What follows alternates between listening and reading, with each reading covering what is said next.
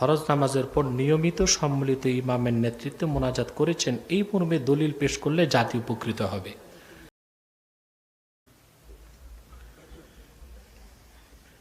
এক ভাই প্রশ্ন করেছেন, নবীজি সাল্লাল্লাহু আলাইহি সাল্লাম ও সাহাবীগণ ফরজ নামাজের পর নিয়মিত সম্মিলিত ইমামের নেতৃত্বে মোনাজাত করেছেন, এই মর্মে দলিল পেশ করলে জাতি উপকৃত হবে।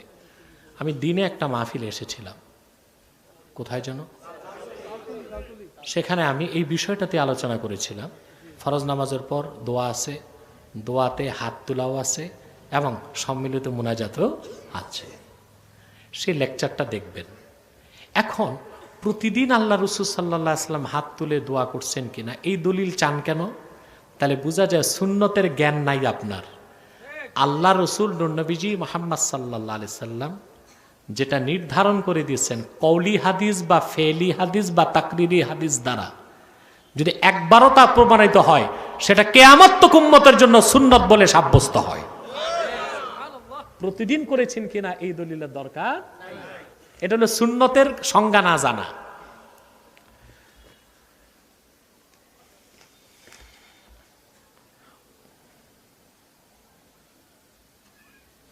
অনেকে তাকবীর দেওয়ার সময় বলে আল্লাহ লিল্লাহে তাকবীর, আবার অনেকে বলে নারায়ে তাকবীর দ্বীন ইসলাম জিন্দাবাদ, আবার অনেকে বলে নারায়ে তাকবীর আল্লাহু আকবার নারায়ে রিসালাত ইয়া রাসূলুল্লাহ সাল্লাল্লাহু আলাইহি সাল্লাম।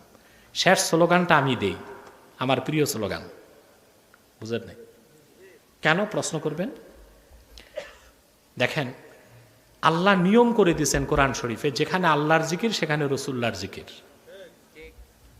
যেমন আল্লাহ বলছেন ওয়ারাফা'না লাকা যিকরাক, মুহাম্মদ সাল্লাল্লাহু আলাইহি সাল্লাম, আগের প্রশ্নটা দাও, আগের প্রশ্নটা, মুহাম্মদ সাল্লাল্লাহু আলাইহি সাল্লাম আমি আপনার জিকিরকে সমুন্নত করেছি।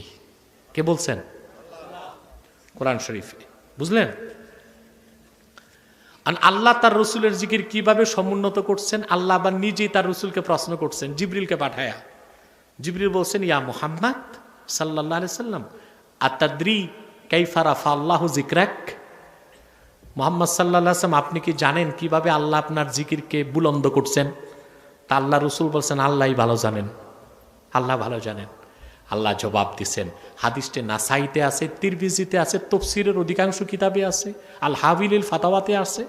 আল্লাহ বলছেন ইজা যুকিরতু যুকিরতা মাই, হে মুহাম্মদ সাল্লাল্লাহু আলাইহি সাল্লাম আকাশে জমিনে নামাজে আত্তাহিয়াতে জানাজায় ঈদের নামাজে খুতবায় ধুলোকে বুলোকে আকাশে লৌহ কলমে আরশে আজিমে যখনই আমার জিকির হয় সঙ্গে আপনার জিকির হয়।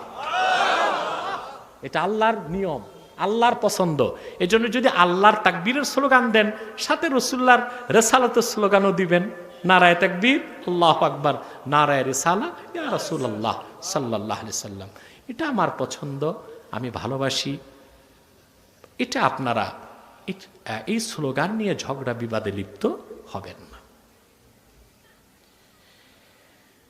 আল্লাহ, এক ভাই প্রশ্ন করেছেন ঈদে মিলাদুন নবী সাল্লাল্লাহু আলাইহি সাল্লাম পালন করা কোরআন ও সুন্নাহর আলোকে জায়েজ আছে কি? মিলাদ কিয়াম জায়েজ আছে কি না?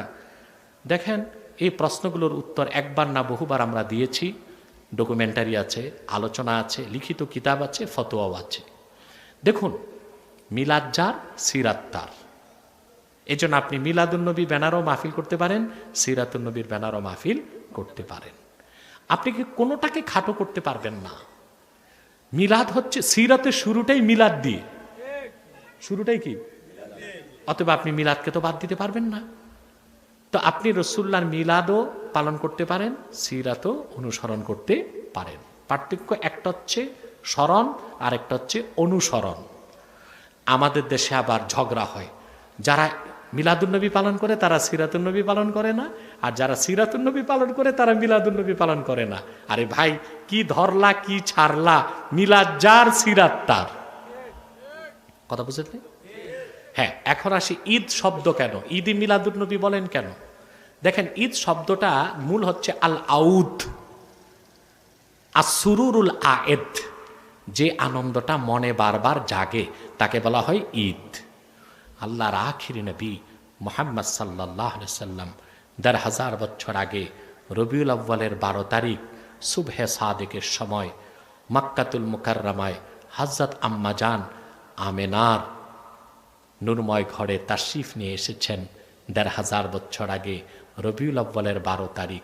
প্রতি বছর রবিউল আউয়াল মাস আসলেই ১৫০০ বছর আগের সেই মহিমান্বিত রাতের কথা মনে হলে প্রতিটি মুমিনের হৃদয়ে আনন্দের বন্যা বয়ে যায়। সে আনন্দের প্রকাশ করতে যে শরীয়তের সীমানার মধ্যে থেকে মুমিন যদি সিরাতুন নবী নামে মাহফিল করে, মিলাদুন নবী নামে মাহফিল করে, কোরআন তেলাওয়াত করে, হামদ পড়ে, নাত পড়ে, জিকির করে, দরুদ সালাম পড়ে, মিলাদ কিয়াম করে, মুনাজাত করে, তাবাররুকাত বিতরণ করে, এটাকেই বলা হয় মাহফিলে ঈদে মিলাদুন নবী। এটা নেক কাজ, ভালো কাজ, এটা নিয়ে ঝগড়া বা বাড়াবাড়ির কোনো প্রয়োজন নাই।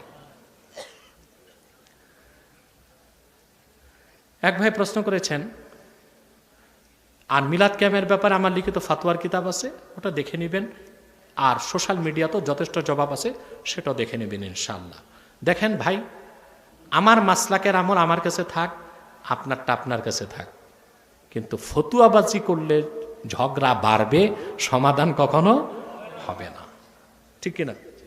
এটা যেন মনে থাকে।